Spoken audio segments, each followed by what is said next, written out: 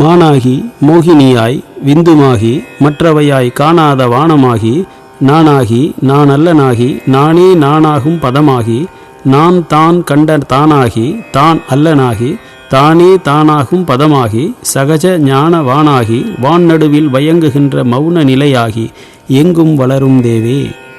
3 மாயைகள் உள்ளன. பிரகிருதி மாயை இதுதான். அதற்கடுத்தது அசுத்த மாயை, அதற்கடுத்தது தூமாயை அல்லது சுத்த மாயை. இங்கே மான் ஆகி என்றால் மான் என்பது பிரகிருதி மாயையை குறிக்கும். இந்த பிரகிருதி மாயை என்பது 24 தத்துவங்கள். இந்த 24 தத்துவங்கள் என்னவென்று ஏற்கனவே நாம் பார்த்தோம். பஞ்சபூதங்கள், தன்மாத்திரைகள், சுவை ஒளி ஊறு ஓசை. பஞ்சபூதங்கள் என்றால் மண், நீர், நெருப்பு, காற்று, ஆகாயம். இவற்றின் தன்மாத்திரைகள் என்றால் அவற்றின் உள்பொருள் அல்லது சாரம் என்று பொருள். அவை சுவை ஒளி ஊறு ஓசை நாற்றம். இவற்றை அறிகின்ற ஞானக்கருவிகளான ஞானேந்திரியங்கள் மெய்வாய் கண்மூக்கு செவி. அதன் பிறகு கண்மேந்திரியங்கள் என்கின்ற தொழிற்கருவிகள் 2 கைகள், கால்கள், நாக்கு, எருவாய், கருவாய், சிறுநீர் செல்கின்ற இடம், மலம் செல்கின்ற இடம். ஆக தொழிற்கருவிகள் 5. 4 மனம் சித்தம் புத்தி அகங்காரம் என்கின்ற 4 அந்த கரணங்கள். இந்த 24 கொண்டது பிரகிருதி மாயை என்று சொல்லப்படும். அதற்கு பிறகு மோகினி அசுத்த மாயை. மோகினி என்கின்ற அசுத்த மாயையில் 7 வித்யா தத்துவங்கள் அடக்கம். ஏற்கனவே நாம் கண்டோம். காலம், நியதி, கலை, வித்தை, ராகம், புருடன், மாயை என்று 7 தத்துவங்கள் வித்யா தத்துவங்கள் என்று சொல்லப்படுகின்றன. அதை மோகினி என்று அழைப்பார்கள். அசுத்தமாயை என்று அதை அழைப்பார்கள். சுத்தமாயை என்பது சிவதத்துவங்கள் 5 கொண்டது. அந்த சிவதத்துவங்கள் 5 என்பது என்ன? ருத்திரன், மகேஸ்வரன், சதாசிவன், விந்து, நாதம். இந்த 5 சேர்ந்தது சுத்தமாயை என்று சொல்லப்படும். ஆக இந்த 3 மாயைகளால் அறிந்து கொள்ள முடியாத ஞான ஆகாயம் ஆகி நான் என நிற்கும் ஆன்மா ஆகி நானும் அல்லாத தான் ஆகி பிரம்மம் எப்படியெல்லாம் வருகின்றது என்பதை இங்கே வரிசைப்படுத்தி கொடுக்கின்றார். நானாக ஆவதும் பிரம்மம்தான், நான் அல்ல. நானாக ஆகியிருப்பதும் பிரம்மம்தான். ஆனால் எனக்குள்ளே நான் அல்லாமல் அவன் தனியேயும் இருக்கின்றான். நானே அகம் என்னும் பதஸ்வரூபமாகி பிரம்மம் என்னும் சொரூபமாக மாறுகின்றது. தானாகி தான் அல்லனாகி தானே தானாகும் பதமாகி எப்படி வருகின்றான்? நானாக இருப்பவனும் பிரம்மன் எனக்குள்ளும் நான் ஆகாமல் தனியாகவும் இருக்கின்றான். அவன் தனித்துவமாகவும் இருக்கின்றான். அவனே பதமாகவும் இருக்கின்றான்.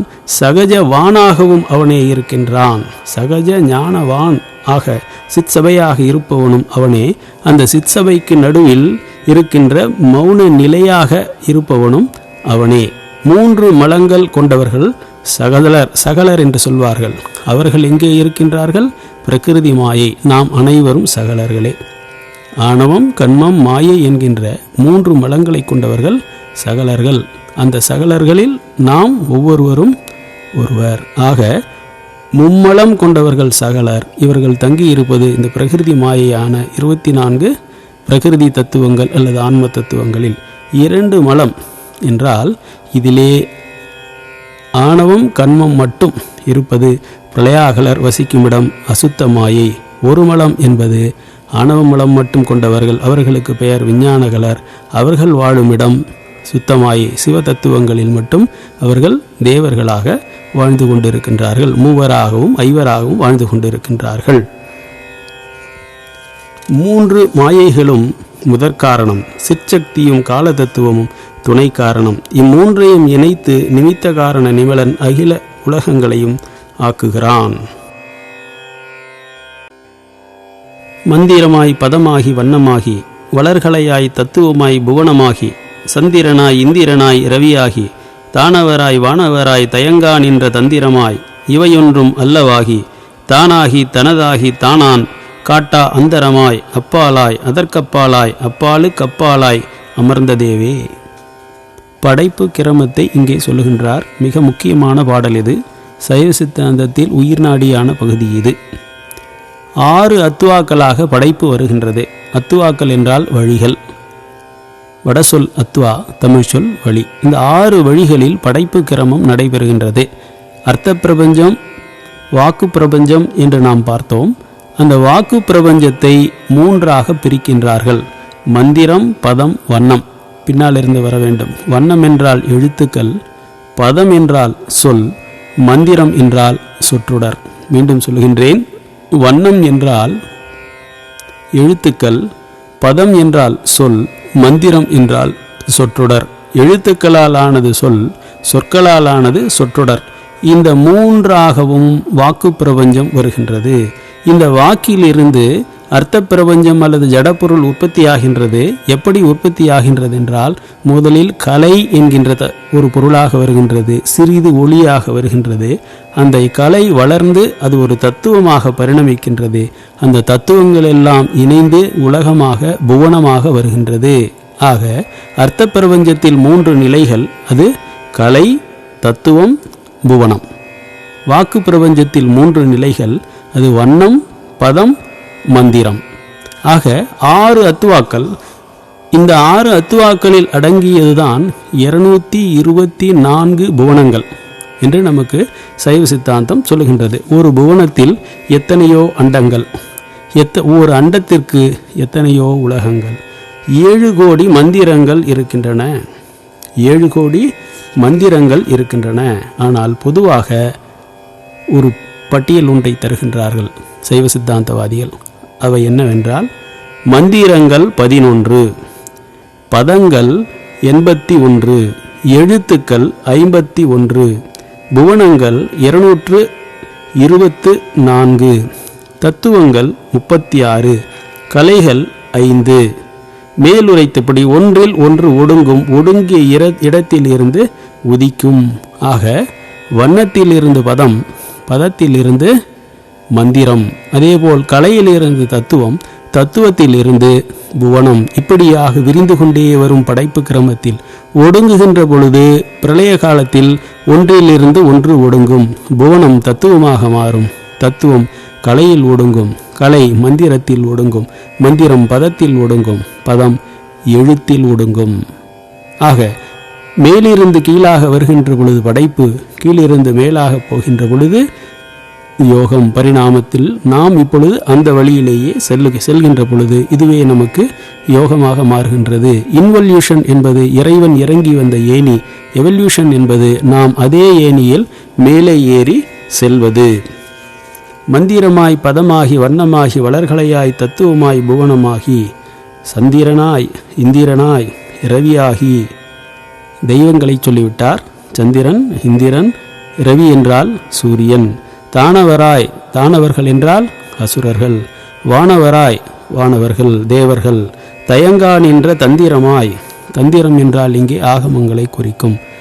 ஆகமங்கள் என்பவை சைவ சித்தாந்தத்தினுடைய மூல நூல்கள், சிவனால் உரைக்கப்பட்டவை. ஆகமம் ஆகி நின்று அன்னிப்பான் தாழ்வாழ்க என்று மாணிக்கவாசகர் சொல்வார். மண்ணு, மா, மலை, மகேந்திரம் அதனில் சொன்ன ஆகமங்கள் வாங்கியும் என்று இன்னொரு இடத்தில் சொல்லுவார். ஆகமம் என்ற சொல்லுக்கு உடல், சிவனுடைய உடல் என்று பொருள். ஆகம் என்றால் உடல்.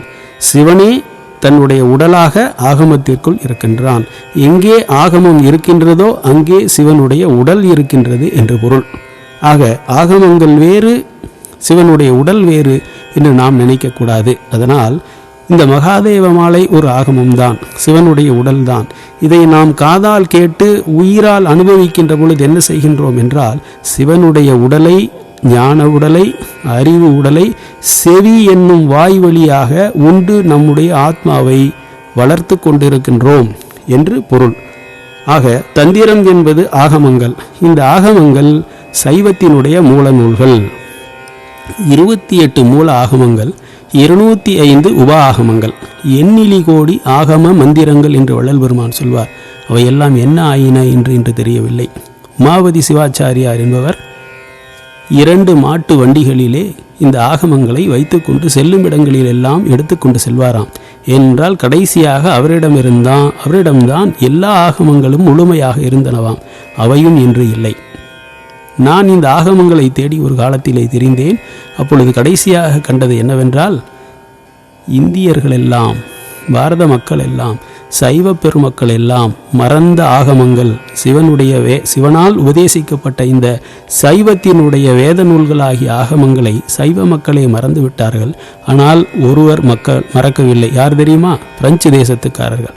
அவர்கள் பாண்டிச்சேரியிலே இண்டாலஜிக்கல் சொசைட்டி என்று ஒன்று வைத்து பல லட்சக்கணக்கான ரூபாயை செலவழித்து இந்த ஓலைச்சுவடிகளை எல்லாம் திரட்டி அவற்றில் செல்லரித்தவை போக எஞ்சியவற்றை பிரெஞ்சு மொழியிலே மொழிபெயர்த்து கொண்டு சென்று கொண்டிருக்கின்றார்கள். ஏன்?